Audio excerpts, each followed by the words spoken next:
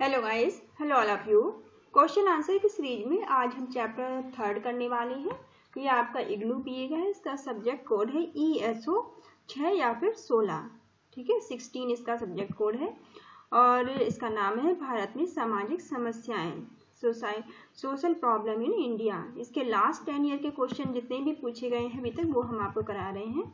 Chapter का नाम है सामाजिक समस्याएं भारतीय संदर्भ में। ठीक है, तो चलिए इसके क्वेश्चन आंसर जो भी पूछे गए हैं उन्हें हम देख लेते हैं। फर्स्ट क्वेश्चन है, भारतीय जनसंख्या की विजातीयता की चर्चा कीजिए।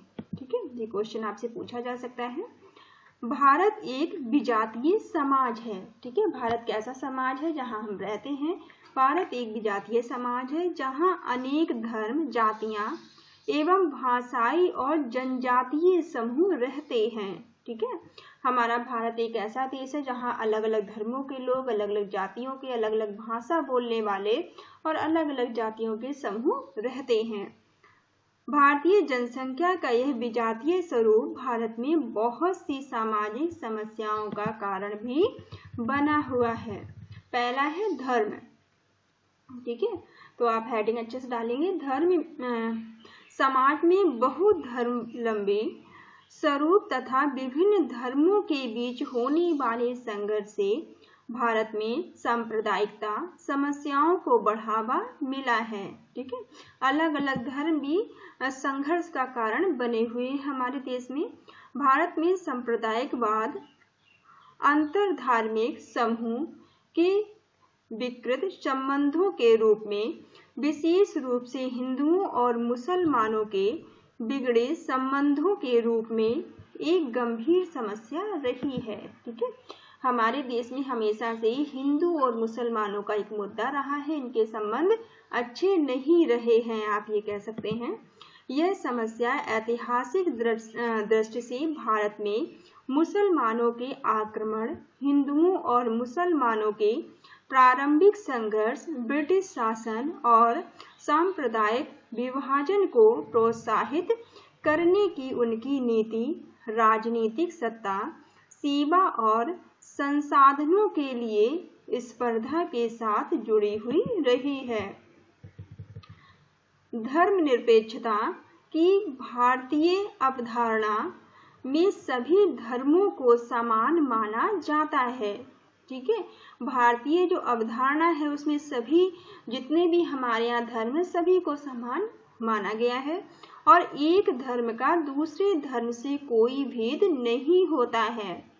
ठीक है, जैसे कि मृडाल ने कहा है, ढुलमुल नीति वाले राज्य की नीति ने और सांप्रदायिक संगठनों के विरुद्ध कठोर निर्णय न लेने की प्रवृत्ति ने भी भारत में संप्रदायवाद की समस्या को बढ़ावा दिया है। ठीक है, धर्म का प्रयोग करके चुनाव जीतने के पक्ष पर ध्यान केंद्रित करने से भी भारत में स्वतंत्रता काल से सांप्रदायिकता में वृद्धि हुई है।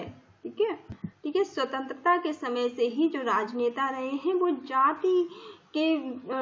जाति को एक मुद्दा बनाकर भी वोट मांगते रहे हैं, वो चुनाव जीतते रहे हैं। ठीक है, जाति और धर्म को भी लोगों ने मुद्दा बनाया है राजनीति में। सेकंड है जाति। ठीक है, सेकंड पॉइंट इसमें जाति है। भारतीय सामाजिक ढांचे का दूसरा तत्व जाति प्रणाली है। ठीक है, दूसरा तत्व क्या है? पहला हमने पढ़ा था धर्म के बेस पर। ठीक है, और दूसरा है जाति के बेस पर। ठीक है, भारतीय सामाजिक जो ढांचा है उसका दूसरा तत्व जाति प्रणाली है। जाति प्रणाली ने भारतीय समाज को बहुत से समूह में बांट दिया है, जिससे उनके बीच विभिन्न प्रकार से और विभिन्न अंशों में संबंधों पर प्रभाव पड़ा है।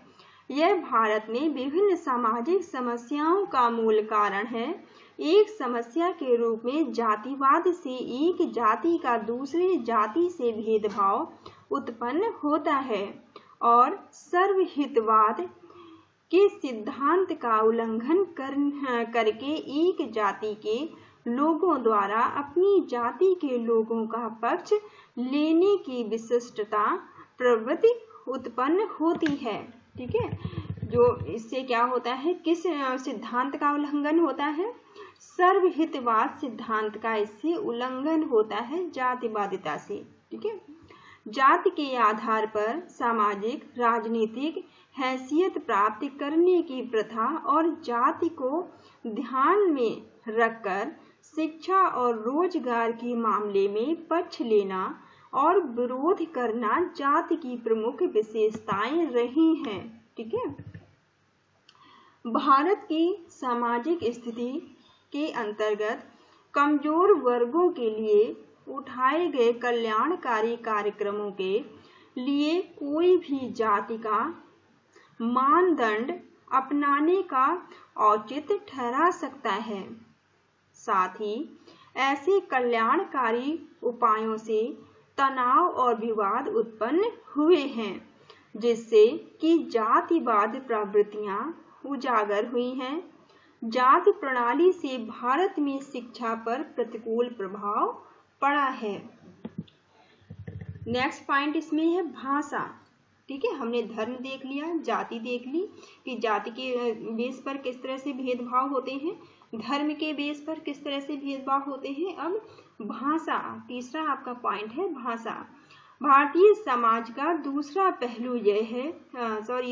पहलू यह है कि उसमें बहुत सी भाषाएं बोली जाती हैं। ठीक है, ये बात आप जानते होंगे कि हमारे यहाँ बहुत सारी भाषाएं बोलने वाले लोग निवास करते हैं, जिससे भिन्न भिन्न भाषाई समुदायों के बीच प्रायः विवाद उत्पन्न हो जाता है। भारत ने भाषा के आधार पर राज्यों का पुनर्गठन करके सामाजिक राजनीतिक यथार्थ को स्वीकार कर लिया है, जिससे भाषाई पहचान बनाने का प्रोत्साहन मिला है। महत्वपूर्ण बात यह है कि एक राष्ट्र के रूप में भारत एक ऐसी राष्ट्रभाषा अपनाने में असमर्थ रहा है जो सभी को स्वीकार्य हो और जो संपर्क भाषा के रूप में प्रभावी ढंग से कार्य कर सके। ऐतिहासिक कारणों से उच्च शिक्षा, प्रशासन और कूटनीति के लिए अंग्रेजी अभी भी संपर्क भाषा के रूप में बनी हुई है। ठीक है, अंग्रेजी हमारे यहाँ आज भी संपर्क भाषा से माना जाता है, बनी हुई है, उसको बहुत ज्यादा महत्व दिया जाता है। नेक्स्ट पॉइंट इसमें है फोर्थ, जनजातियां। ठीक है, जनजातियां, इसमें नेक्स्ट पॉइंट आप पॉइंट जरूर याद रखेंगे, उसके बाद आपको जो कुछ भी याद रह जाता है वो आप लिखेंगे।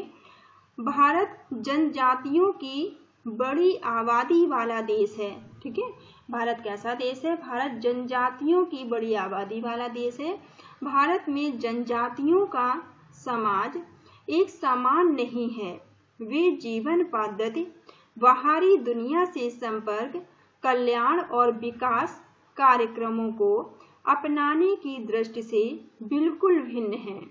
जनजातियों को एक लंबे अरसे से भारतीय समाज की मुख्य धारा से अलग रखा गया है, जो कि उनके पिछड़ेपन का कारण बना हुआ है। इसके अलावा उन गैर जनजातियों ने विभिन्न प्रकार से उनका शोषण किया है, जिसके वे संपर्क में आए हैं। ठीक है, वो जिनके भी संपर्क में आए हैं उन्होंने भी उनका शोषण ही किया है। एक तरफ गैर जनजाति के लोगों ने आर्थिक उपलब्धि के लिए जनजातियों का शोषण किया, दूसरी तरफ वे जनजातीयकरण की समस्या का समाधान कर रहे हैं, जिससे जनजातीय संस्कृति और जीवन पद्धति के खो देने या उसका ह्रास होने की समस्या उत्पन्न होती है। नेक्स्ट हेडिंग है इसमें अल्पसंख्यक। ठीक है, नेक्स्ट हेडिंग क्या है, अल्पसंख्यक। भारतीय समाज में व्याप्त विषमता से भारत में अल्पसंख्यकों की समस्या उत्पन्न हुई है। भारत में पहचाने गए मुख्य अल्पसंख्यक समाज धार्मिक और भाषाई है। ठीक है। भारत में जो पहचाने गए मुख्य अल्पसंख्यक हैं वो कौन से हैं? समाज और धार्मिक भाषाई, ये तीनों हैं। धार्मिक अल्पसंख्यकों की समस्या राष्ट्रीय स्तर पर मानी जा सकती है, ठीक है। जो धार्मिक अल्पसंख्यक है इनकी समस्या राष्ट्रीय स्तर पर मानी जा सकती है, तथा भाषाई अल्पसंख्यकों की प्रासंगिकता राज्य स्तर पर है, ठीक है। जो भाषाई है उनकी समस्या राज्य स्तर पर है। धार्मिक और भाषाई अल्पसंख्यकों के अलावा जातीय गैर जनजातीय समाज भी परिस्थितियों विशेष में एक समाज का दूसरे समाज से पारस्परिक संबंधों के संदर्भ में अल्पसंख्यक समाज का दर्जा पा सकते हैं। नेक्स्ट हेडिंग है इसमें जनसंख्या विस्फोट, ठीक है।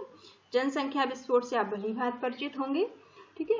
भारत में समस्याओं को उत्पन्न करने वाला अन्य सामाजिक कारक जनसंख्या विस्फोट है। भारत में जनसंख्या इस शब्द के दौरान खूब बढ़ी है, ठीक है। जनसंख्या जो है भारत में इस शताब्दी के दौरान कुछ शताब्दियों में ये बहुत तेजी से बढ़ी है, ठीक है।